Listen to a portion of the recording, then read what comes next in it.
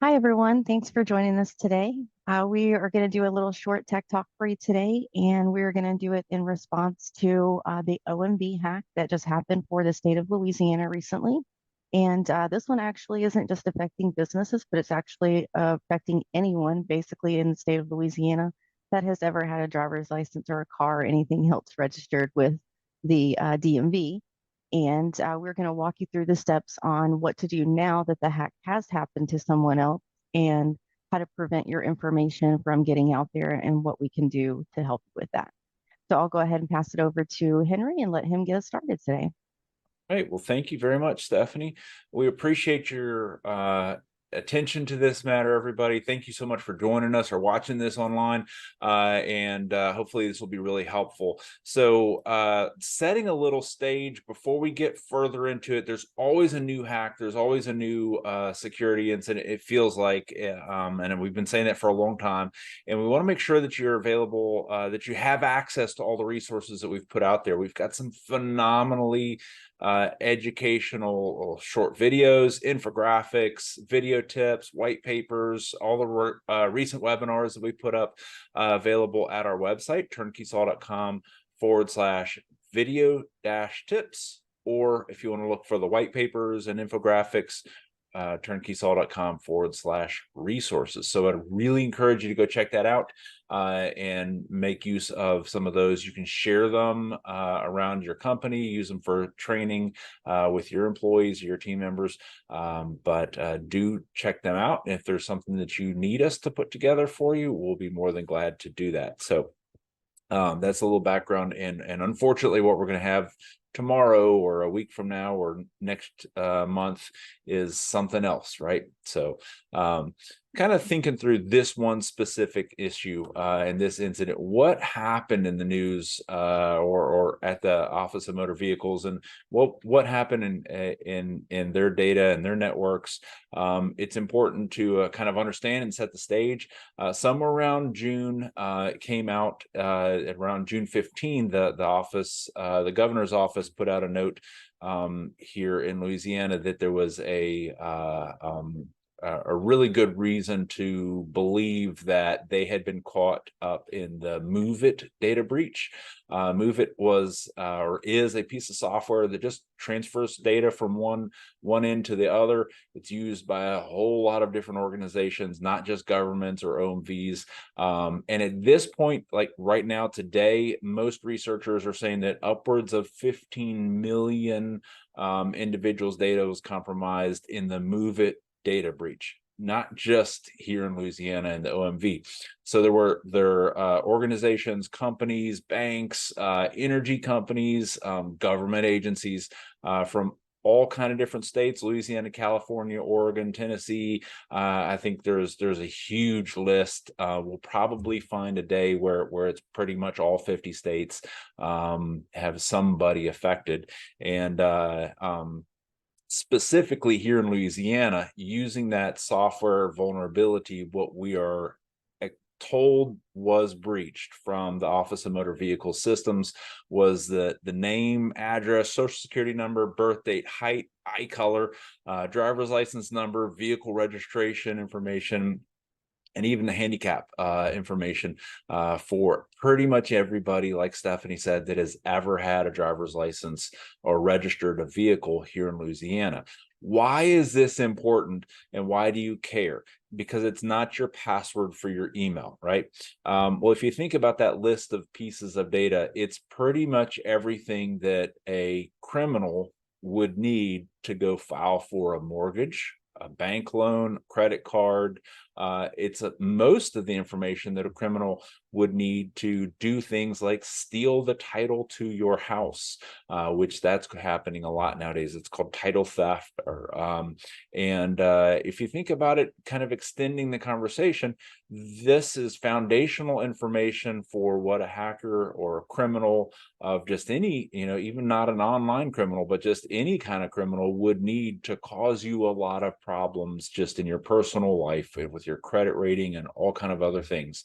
So what we're seeing now is this, what we call personally identifiable information, or PII, is the new hot target for the criminals. What they're looking for is to build a really good file on you and use that to make all of their other attacks way more successful. So that's why this PII, or personally identifiable information, is so valuable to the hackers. So what should you do, and what are we encouraging our clients and all of our loved ones and family members and the community at large to do?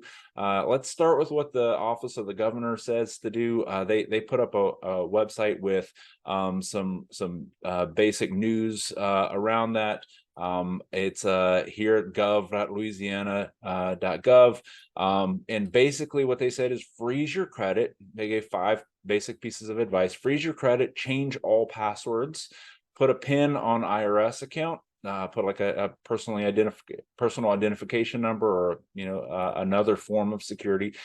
Set up or secure your existing Social Security benefits account, and report suspected identity theft. Now they go into great detail. It's a long page. It's got some great resources in there, including links to places where you can do all those things.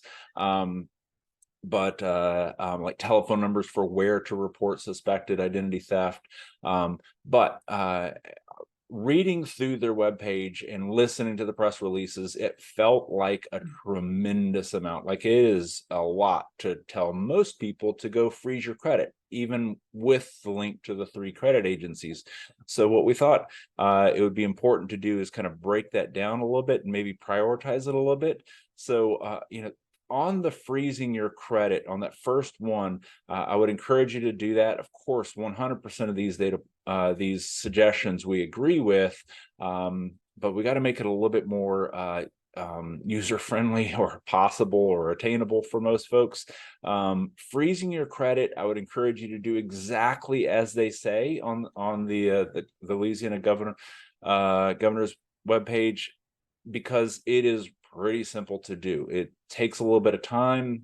For me, it took like 15 minutes to go and log in. One of them, I had to go create an account and do the freeze on those. So 10 to 15 minutes for most people, even if you got to go set up an account.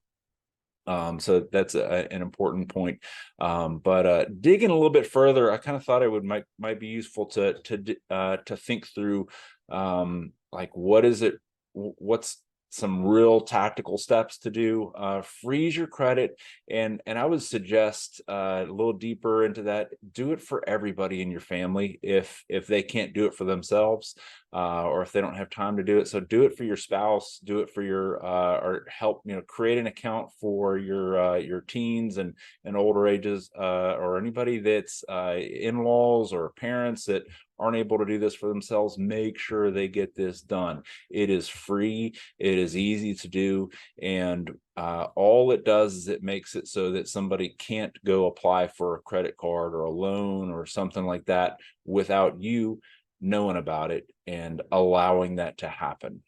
Okay, so change all passwords. That feels really huge. As somebody who has like about 10,000 passwords in my, maybe that's a little over dramatic, but a lot of passwords in my personal password management system, I know I have a lot of passwords, and for most of y'all, you probably do too. And we lose count of how many passwords we have.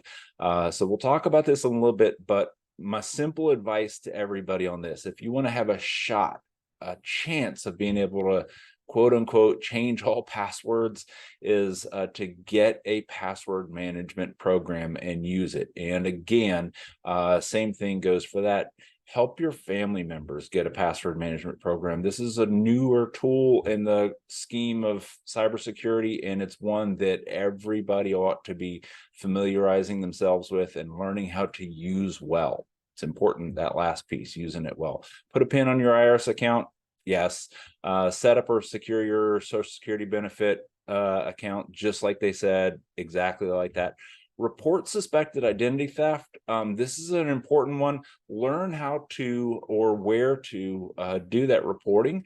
And what we encourage as well is for everybody that's in a business management role, prepare your business with a written plan for how and to whom you're going to report that that identity theft or any kind of cybersecurity incident.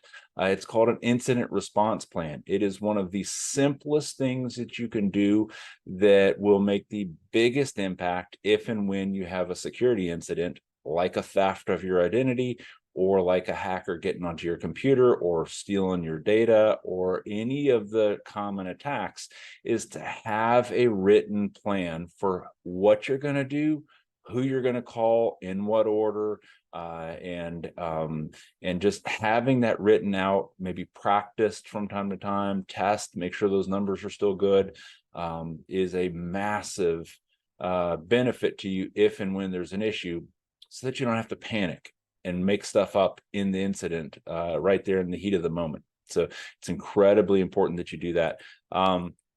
Thinking through the password management a little bit more in detail, this is a big one, and this is not going to stop attackers from doing all the horrible things they could try to do with all your personally identifiable information.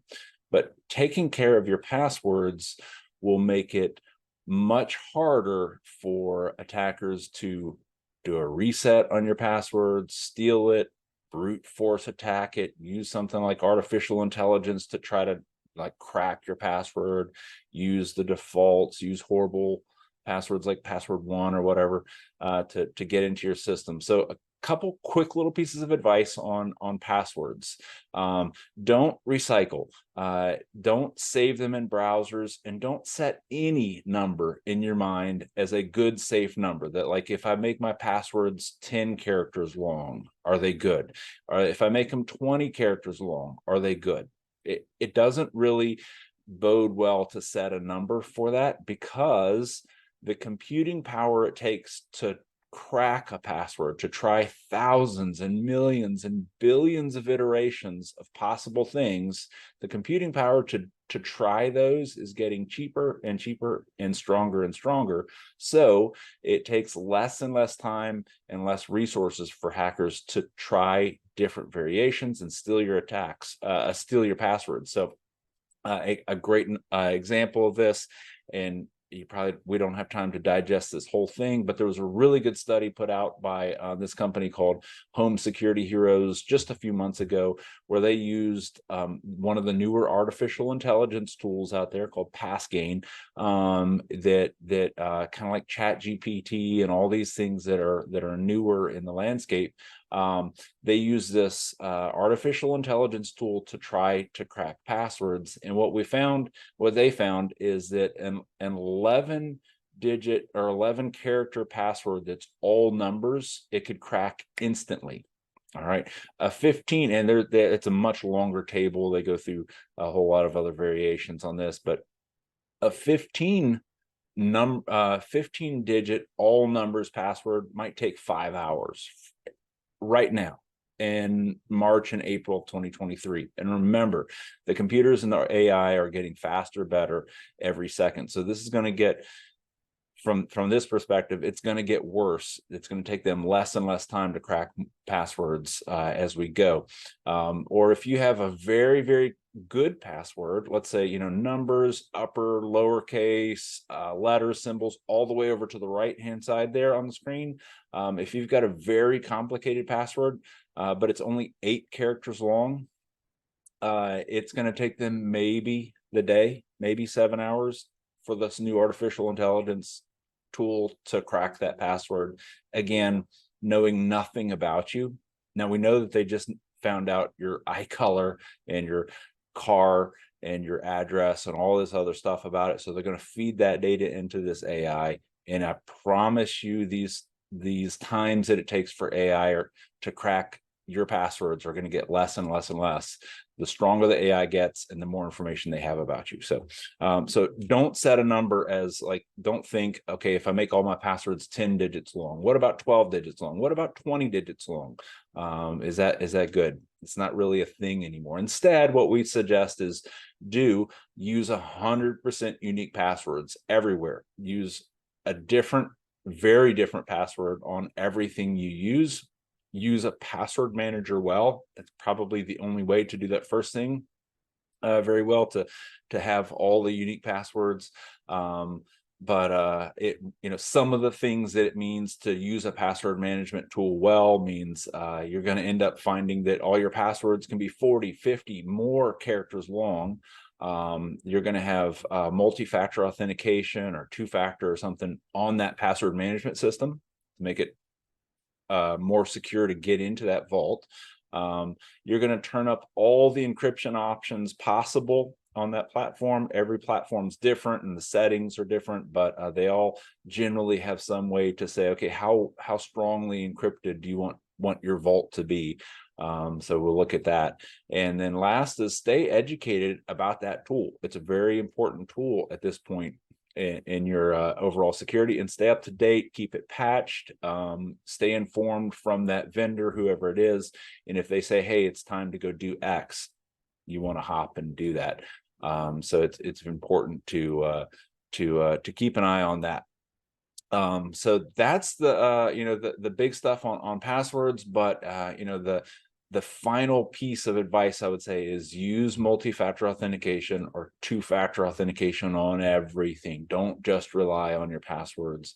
And then you'll have kind of an industry-leading approach to how you're securing your information. So that, plus all the things that the state said, this was a real hack. Your data is out there. The attackers that did this really do have that information about you at this point.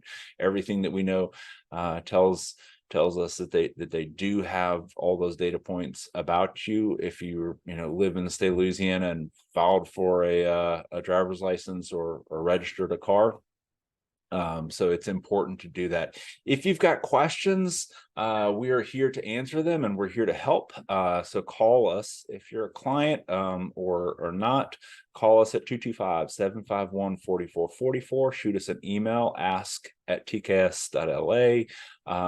Check out our resources pages on the website. Look at our website. We've got a ton of really good stuff there. Or follow us on Facebook and some of the other social media, and we'll keep you informed about the next time we do something like this, or if there's new alerts. So with that, we appreciate your attention, we appreciate your business, and we appreciate the opportunity to be of service.